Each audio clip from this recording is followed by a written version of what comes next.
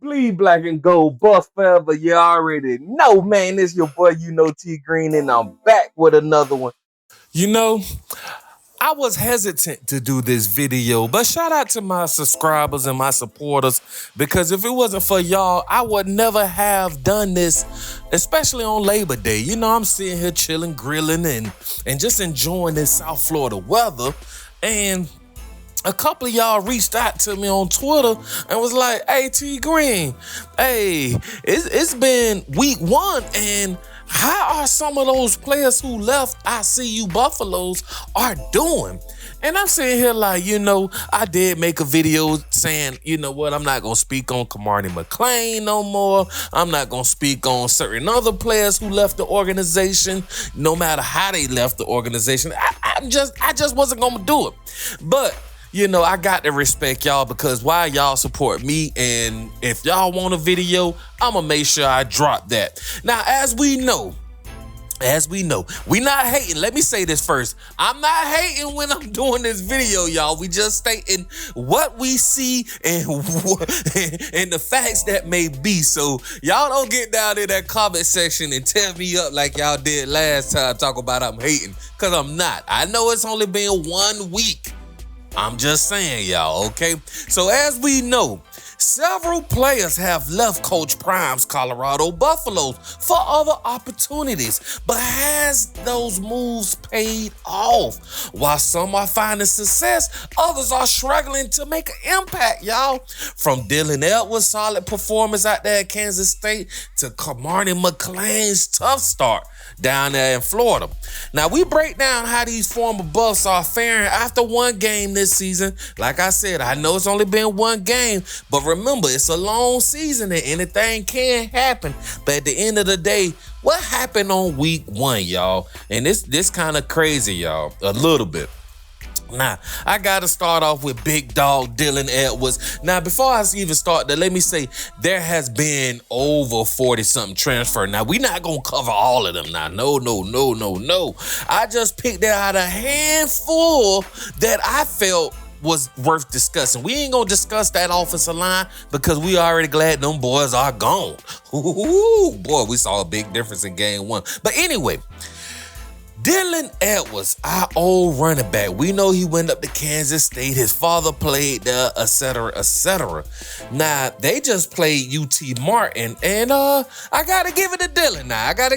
He had 5 carries, y'all, for 43 yards. Not no crazy game, but, he's not a starter. You know what I mean? But he did have 5 carries for 43 yards, 2 receptions for 19 yards, and he had 2 touchdowns, a 1-yard touchdown run and a touchdown. I believe it was a 19-yard pass, y'all. So Dylan kind of started off game one pretty decent. So it looks like things are going to work out for him out at Kansas State. I mean, yeah, I would like for him to be the starter for us because, man, we already know Patrick Schumer wrote up a nice offensive package for him. But, hey, man, things ain't work out, and we ain't finna keep going down that rabbit hole of why. Hey, y'all tune into the videos that Dylan dropped explaining, and y'all could go from there. But let's just say, as it's looking right now, he is not the starter out of Kansas State. But at the end of the day, he did get him 2 touchdowns, and that's more than our running backs right now at this present time. But we had an explosive offensive package with our receiving core. But at the end of the day, he's doing pretty decent out there at Kansas State. Big dog tight end Michael Hankerson, man.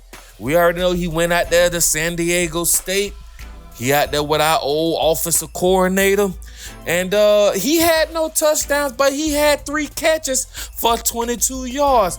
Not too bad. It's not, a crazy game. It's not like he had 100 yards or 75 or 50 yards, but at least he got to touch the ball.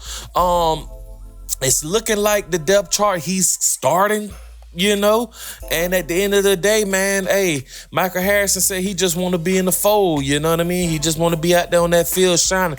I still felt like, hey, he could have, got his shine on with us, but like how he said, man, during his seasons of college football, every year there was change. He just want to stay in one type of system and get his shine on, so you got to do nothing but respect that.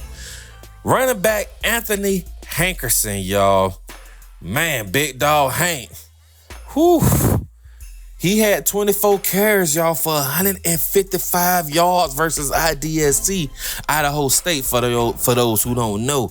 That was a big game, y'all. I ain't gonna lie, he was toting that rock. And I always told y'all, and y'all could go back in my previous videos, Anthony Hankerson is that dude, man. That is a big running back. You do not want to be hitting this guy 4 quarters, you know what I mean? Like for 4 quarters, y'all. He's a big dude. I'm glad he out there balling. You know, they did play Idaho State.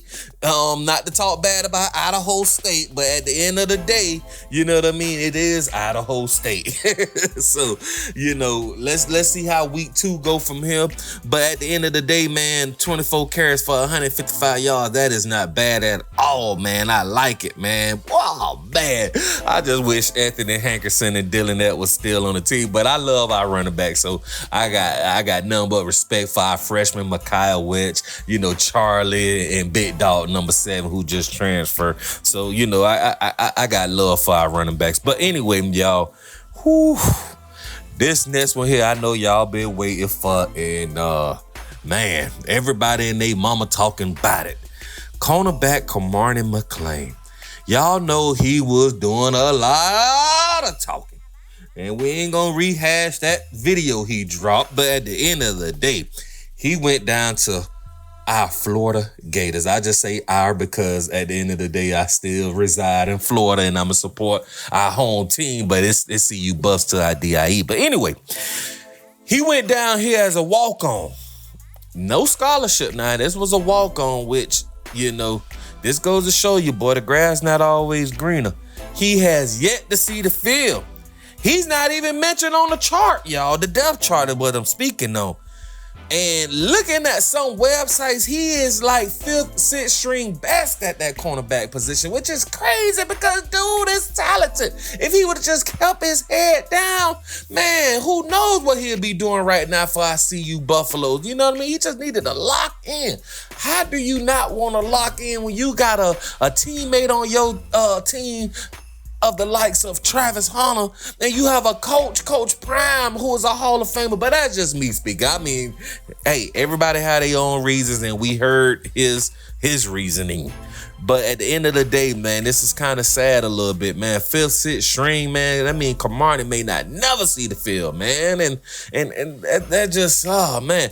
And that go to show you the depth of talent down there that Florida has, you know. But at the end of the day, 5th, 6th string, I just knew when bro was going to be a walk-on, he was going to be at least 2nd string, 3rd string at best. You know, at least he's some playing time. And even on special teams, they're not even putting him out there on special teams, y'all. That's kind of crazy, man. But it's not crazy if you're not putting in the work ethic. Who knows if he is or he isn't? I mean, there's been a lot of videos these past few weeks and a lot of back and forth saying that, you know, he is not living up to expectations. But, you know, I'm not going to go ahead and say that because we don't know what's factual, because I don't keep up on it fully no more. Like I told y'all in previous videos, I'm done.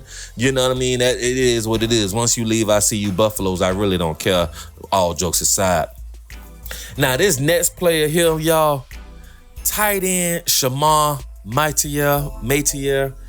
Man, he had 2 receptions for 32 yards. You know what I mean? And 1 touchdown versus Wyoming Cowboys. You know, him and our running back, Alton McCaskill, they both left and went up to Arizona State Sun Devils. And we gonna see them boys in the few.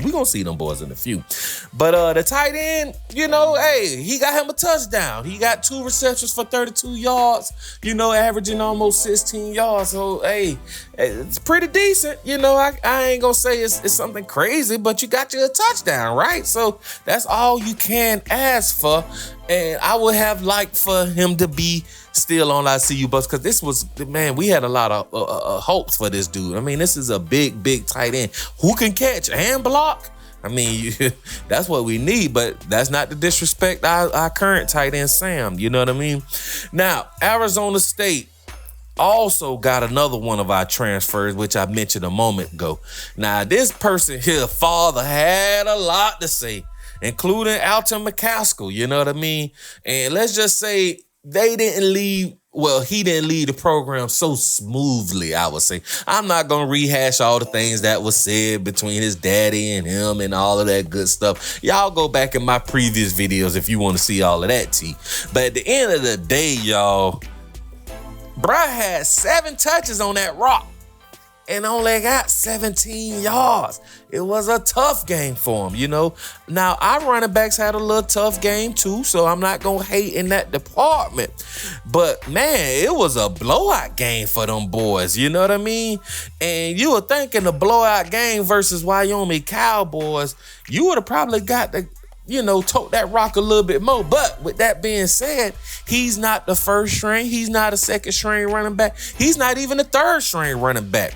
The depth chart got him at 4th string, y'all. So it was projected that he wasn't going to see the field at all almost. But he got in the game and he got to tote the ball 7 times. Out of those 7 times, let me see what you going to do since this is a blowout game. He only got 17 yards. Now, I'm not going to say that's all his fault. You know, the lineman just wasn't getting it done all the way, but 7 touches for 17 yards, you do the math on that. And only why I'm saying that is because he had a whole lot to say when he was leaving, him and his father. Now, this goes to show you again, the grass is not always wet, greener on the other side. It's just not.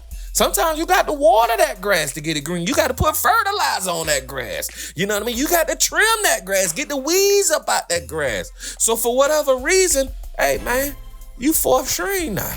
You know, when you could have probably been getting in some rotation, because you see what we doing, we rotating our guys in and out the game. You don't know who gonna really be the starter. You know what I mean? It could be Hayden, number 7, or it could be Charlie. You know, who knows? We may even throw Makai, our freshman, in there because he been balling in practice. Who knows, you know? But at the end of the day, man, it is what it is. The cornerback Omarion Cooper, big dog, cool. What I used to say. He went down to Florida State Seminoles, and Florida State right now is having a tough time. Lord have mercy, yes they are. But at the end of the day, he has seen no game time. And looking at the depth chart, I don't even see him listed. Like, how? Like, this Omarion Cooper. And bruh is a senior. Right now, this is the year he's supposed to be showing out if you're trying to get to that next level. This is why I said, and I'm only getting a little upset because I wanted him to stay out here for CU Buffalo. Because, man, we would have had a lockdown defense for real. You won't be catching nothing on us. But it is what it is, bruh, left. And, hey, I got nothing but love and respect for that decision. But at the end of the day, you left, and now you playing for Florida State, who's having a tough time. And I know it's only game 1, game 2 for them, game 1 for us that just plays versus NDSU. So we still have a long season ahead as well. But at the end of the day, Omarion, big dog, bruh, like, what's going on, man? They don't even have you listed. So you, again, 4th, 5th, maybe 6th string. Man, you may not see no playing time this year, which is crazy because you're a senior, bro. Like, come on, dog. Like, I don't know, man. Whew. This last one here was one of our, let's just say, fan favorites, man. I used to love to see him on Bucky videos, Well Off Media, man. Funny dude, man. And I'm going to miss that gap because something about that gap used to just make me laugh because Bishop Thomas, man, was hilarious, dog. Like, Bishop, what did it do, bruh? He out there at Georgia State, but, you know, he had some off the field incident, I should say. You know, and we still don't know what really happened, but obviously it was something severe enough to, you know, be removed from the team. And that would have occurred, y'all. He, you know, had no choice but to get in that transfer portal. He went out there to Georgia State, y'all.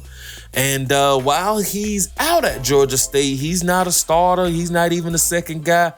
Not even like really getting in rotation, really. He's at 3rd string, which sometimes the 3rd string defensive lineman, depending on how the defense is being ran, those guys get some playing time because, you know, you constantly rotating in fresh legs to keep that high energy going. And it's just not looking sweet for my boy, man. He's at the third string depth chart, right? He's on the third string depth chart.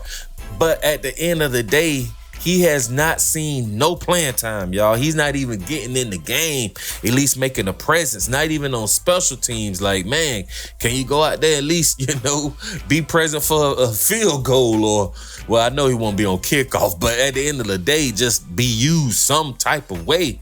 And that's looking like that's not happening right now, man. And Bishop Thomas is one of those players who I felt if he would just kept his head on the swivel, man, especially with Warren Sapp, and I could see him being, second string, maybe even third string, somewhere around there behind Chidozie and Cokes. You know what I mean?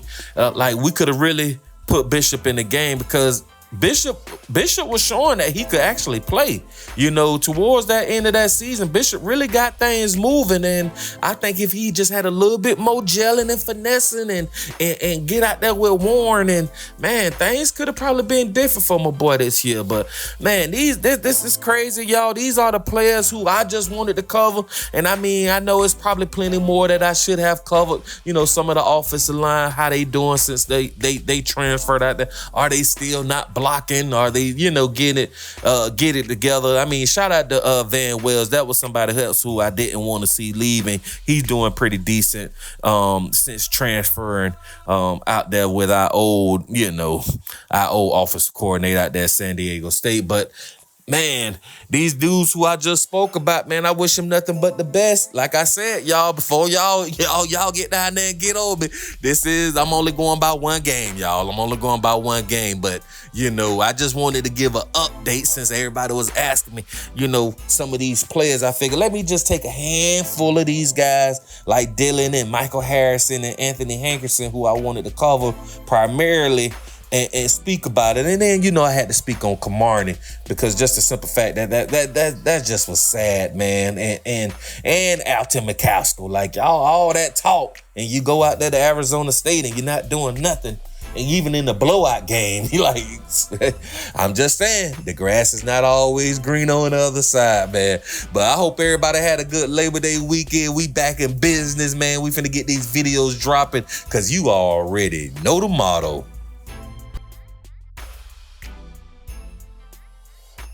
You already know the motto, man. Another day above ground is what? Truly a blessing. Like, share, subscribe, tune in with your boy, T Green, and I'm going to be right back with another one.